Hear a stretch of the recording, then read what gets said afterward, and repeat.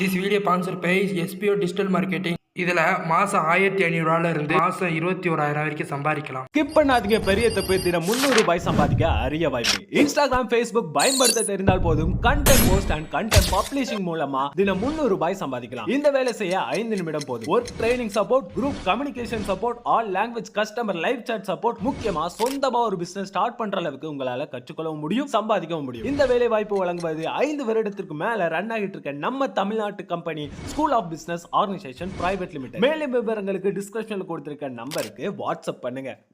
இந்த கோயிலை தஞ்சை பிரகதீஸ்வரர் கோயில் என்றும், தஞ்சை பெரிய கோயில் என்றும் அல்லது தஞ்சை பெருவுடையார் கோயில் என்றும் இந்த கோயில் அழைக்கப்படுகிறது. இது ஒரு சிவன் கோயிலாகும். இது உலக பாரம்பரிய சின்னமாகவும் இந்த கோயிலை அழைக்கிறாங்க. இந்த கோயில் இந்தியாவில் அமைந்துள்ள மிகப்பெரிய கோவில்களில் ஒன்றாகவும் கருதப்படுகிறது. இந்த கோயிலில் மிகவும் அற்புதமான கலை சிற்பங்கள் கூடிய சிறப்பு அம்சங்களும் அமைந்துள்ளன.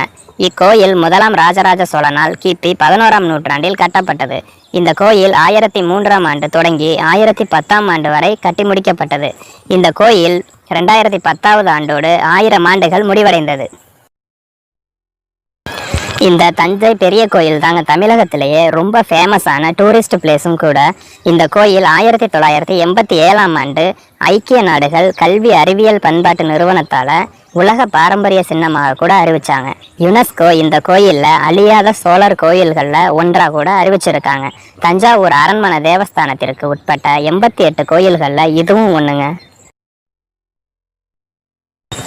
இந்த கோயிலோட வரலாறு பார்த்தீங்கன்னா, முதலாம் ராஜராஜ சோழன் அழைக்கப்பட்ட சோழ அரசனான அருள்மொழிவர்மன் கனவுல வந்து அவனுக்கு கொடுக்கப்பட்ட ஆணையை நிறைவேற்றுவதற்காக தான் சோழர் சிறப்பின் சின்னமா இருக்கும் இந்த கோயிலை ராஜராஜ சோழன் கட்டினார்.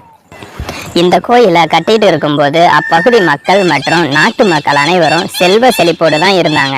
அந்த நாட்டு அரசன் மிகுந்த பொருட்செலவுல இந்த கோயிலை கட்டி இருந்தாலும் இந்த 7 வருடங்களா அந்த நாட்டு மன்னன் அதாங்க ராஜராஜ சோழன் வளம் குறையாமலும் விவசாய பணியையும் பாதுகாப்பு பணியையும் பார்த்துக்கிட்டாரு. இதுவே இந்த மன்னனுடைய ஆளுமை திறமைக்கு சிறந்த எடுத்துக்காட்டாக கூட சொல்லலாம். இந்த கோயில்ல தமிழனுடைய நாகரிகத்துக்கு சான்றா கட்டிடக்கலை, சிற்பக்கலை, ஓவியக்கலை, வெண்கல சிலை உருக்கம் போன்றவை காணப்படுகிறது. இந்த பகுதியில மட்டும் இல்லாம இதே காலத்துல அதிகமான சிறிய கோயில்களையும் கட்டினாங்க. இந்த கோயிலோட தலைமை சிற்பியோட பேரு குஞ்சர மன்னன். இவருடைய பெயரை ராஜராஜ ராம பெருந்தச்சன்னு கோயிலோட கல்வெட்டுல எழுதப்பட்டு இருக்கும். இந்த கோயிலோட அடிபாகம் 5 மீட்டர் தாங்க, அதாவது 16 மீட்டர் தான். இந்த கோயில்ல இருக்க நந்தி சிலை ஒரே கல்லுல செஞ்சது. அது 20 டன் எடையும் 2 மீட்டர் உயரமும் 6 மீட்டர் நீளமும் 2.5 மீட்டர் அகலமும் கொண்டதா வடிவமைச்சிருந்தாங்க. இது இந்தியாவிலேயே 2வது பெரிய நந்தி சிலையாகவும் இன்றைய வரைக்கும் இருக்கு. இந்த கோயில்ல இருக்க முதன்மை கடவுளான லிங்கம் 3.7 மீட்டர் உயரம் கொண்டது. இந்த கோயிலின் வெளிச்சுவர்களில் 108 பரதநாட்டிய முத்திரைகளை சிலையா செதுக்கி இருப்பாங்க. இது கோயிலின் மேற்கு பகுதி சுவற்றில் அமைந்திருக்கும். இந்த கோயில் பிற்காலத்தில், அதாவது 13ஆம் நூற்றாண்டில் அம்மன் சந்நிதியும் விஜயநகர அரசர்களால் சுப்பிரமணிய சன்னதியும் மராத்திய அரசர்களால் விநாயகர் சன்னதியும் புதுப்பிக்கப்பட்டது. அது மட்டும் இல்லாமல் தஞ்சை நாயக்கர்களும் இந்த கோயிலை மேம்படுத்தி இருக்காங்க.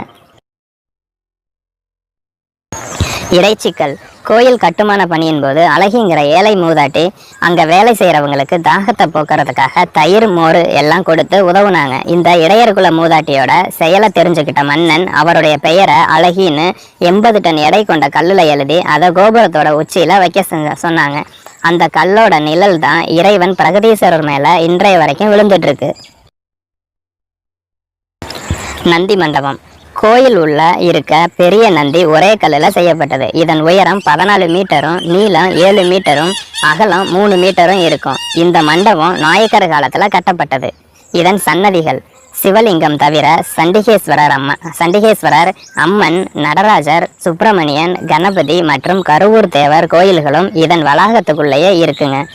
இதன் சிறப்புகள்: இந்த கோயிலோட விமானத்தின் உயரம் 216 அடி, அதாவது 66 மீட்டர் உயரம் கொண்டது. இந்த கோயில் 15 தளங்களை கொண்ட 60 மீட்டர் உயரமான கோயில். ஆனால் இந்த கற்கோவில கற்களை கிடைக்காத இந்த பகுதியில் கட்டியதுதாங்க தனி சிறப்பு. இந்த கோயில் 7 ஆண்டுகளிலேயே கட்டி முடிக்கப்பட்டது. சிவலிங்கம் உலகிலேயே மிகவும் பெரியது.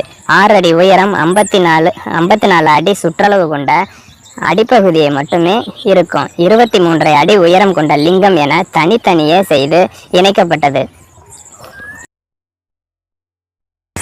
பிற்காலத்தில் இந்திய அரசாங்கம் இந்த கோயிலோட சிறப்பை உணர்த்துவதற்காக 1000 ரூபாய் நோட்டுகளில் இதன் படத்தை அச்சிட்டும் ஸ்டாம்புகளை வெளியிட்டும் இந்த கோயிலை கௌரவப்படுத்தி இருக்காங்க.